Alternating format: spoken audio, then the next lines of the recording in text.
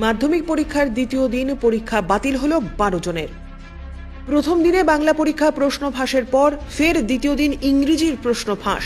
এরই পরিপ্রেক্ষিতে এবছর 12 জন পরীক্ষার্থীর সম্পূর্ণ পরীক্ষা বাতিল করা হলো, জানিয়েছেন পর্ষদ সভাপতি রামানুজ গঙ্গোপাধ্যায়।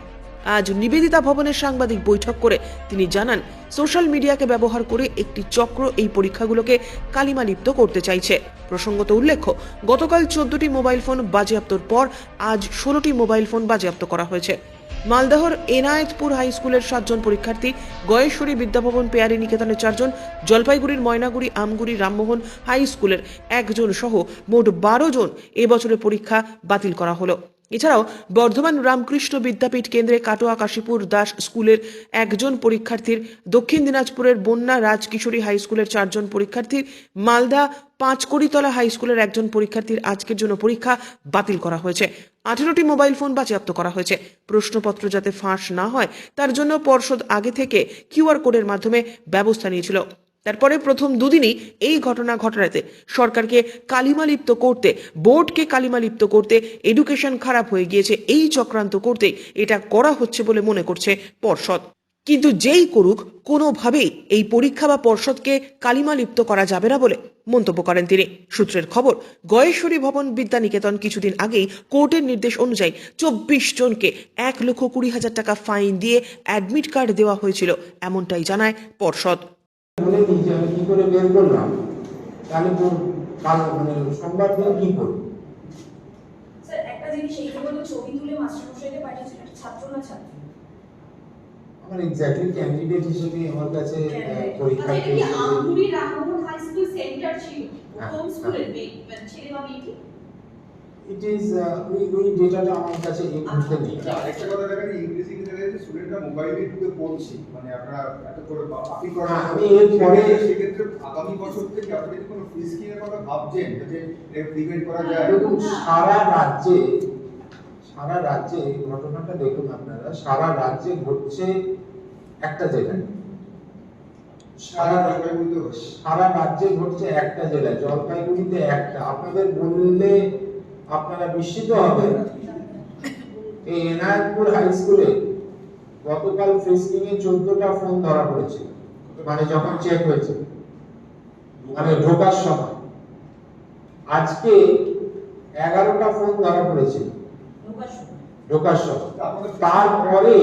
তারপরেও 7টা ফোন থেকে গেছে।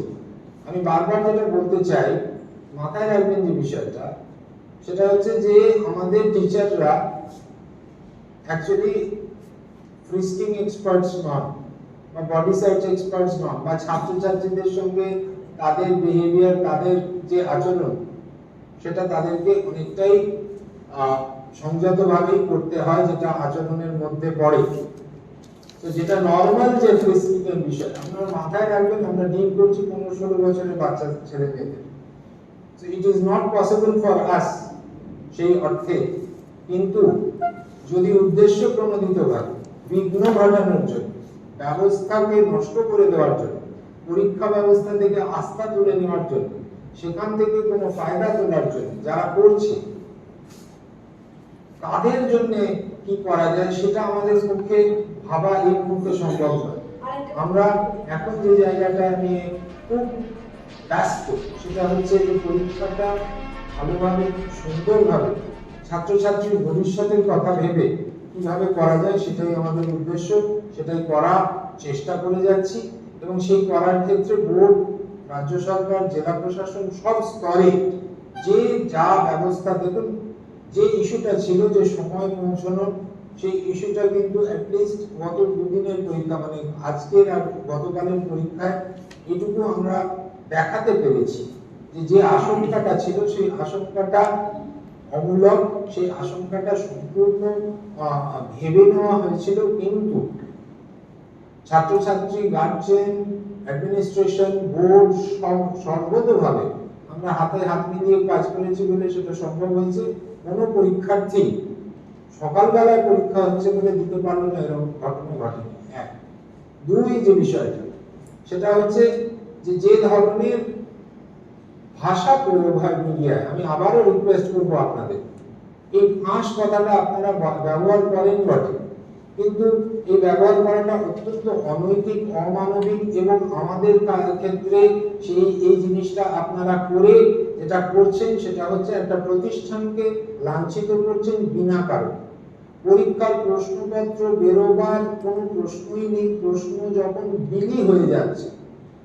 আমি আজকে এভিডেন্স শেয়ার করবো আপনাদের সঙ্গে দেখাবার জন্য মাত্র, কিন্তু আমি আপনাদের বলছি যে যেখানে প্রশ্ন ছাত্রছাত্রীদের কাছে পৌঁছানোর পরে যদি কেউ উদ্দেশ্য প্রণোদিতভাবে ছবি বাইরে পাঠায়, সেটাকে আপনারা কিভাবে ফাঁস কোট আনকোট দিন বা না দিন, এই কথাটা ব্যবহার করেন কি করে, এটা আমার কাছে খুবই পীড়াদায়ক। এক, দুই, আমার সবসময় যেটা মনে হয় যে আপনারা তো the fourth estate of this democracy, তো ফোর্থ এস্টেট হিসেবে আপনাদের কাছে তো এইটুকু আমি আশা করতে পারি যে West Bengal board of secondary এডুকেশনের মতো একটা বড় বোর্ড, এরকম বড় একটা পাবলিক এক্সামিনেশনের ক্ষেত্রে আপনারা এই রকম শব্দ প্রয়োগ করে এই বোর্ডকে কালিমালিপ্ত করার ক্ষেত্রে কিন্তু সাহায্য করছেন।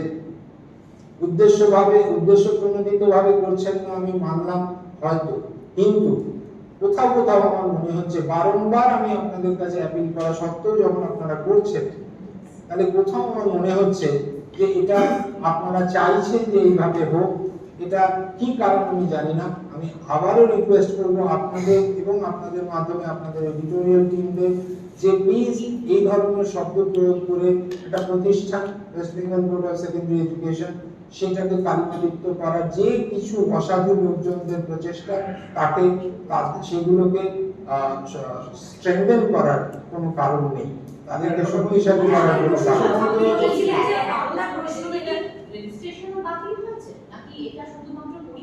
এদের পরীক্ষা পুরো বাকি, 2024-এর পরীক্ষা পুরো বাকি। এর পরবর্তী যা সিদ্ধান্ত হবে সেটা আরো মিটিং এ। আপনি বলেন ছোট ছোট ছেলেমেয়েদের উদ্দেশ্য প্রণোদিতভাবে রয়েছে, আমি কাকে লিঙ্ক করছি, মানে স্কুলের শিক্ষক তারা কি তোমাকে ছাত্রদের সাহায্য করছে নাকি? না, এখানে আমার কাছে যদি পরিষ্কার হতো তাহলে তো আমি আপনাদেরকে ডেটাটা শেয়ার করে দিতাম। আমি আপনাদের কি বললাম যে আপনারা ছবি তুলবেন না, আমি ডেটাটা আপনাদের দেখাতে চাই, আপনাদের জানাতে চাই। এই কারণে আমি বললাম যে কারণ আমরা এখনো পুরোটা জানি না। আমরা যদি পুরোটাই জেনে ফেলতে পারতাম, আমরা আলটিমেটলি একটা এক্সামিনেশন বোর্ড, একটা বোর্ড যেটা কিনা West Bengal board of secondary education, school education নিয়ে কাজ করে।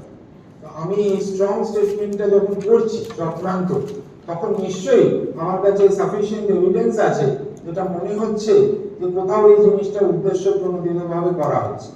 আজকে 12 জনকে যে আপনারা ট্র্যাক করলেন, জানতে পারলেন এরা এর সঙ্গে জড়িত, কত সময় লাগলো, কখন জানতে পারলেন, তার কতক্ষণের মধ্যে এদের আপনারা লোকেট করতে পারলেন? took us about খুব বেশি সময়, আমি এক্স্যাক্টলি ঘড়ি দেখিনি। গতকাল যখন 12টা 15 পেয়েছিলেন, 12টা 29 ব্যুরো রিপোর্ট, উত্তরের প্রহরী।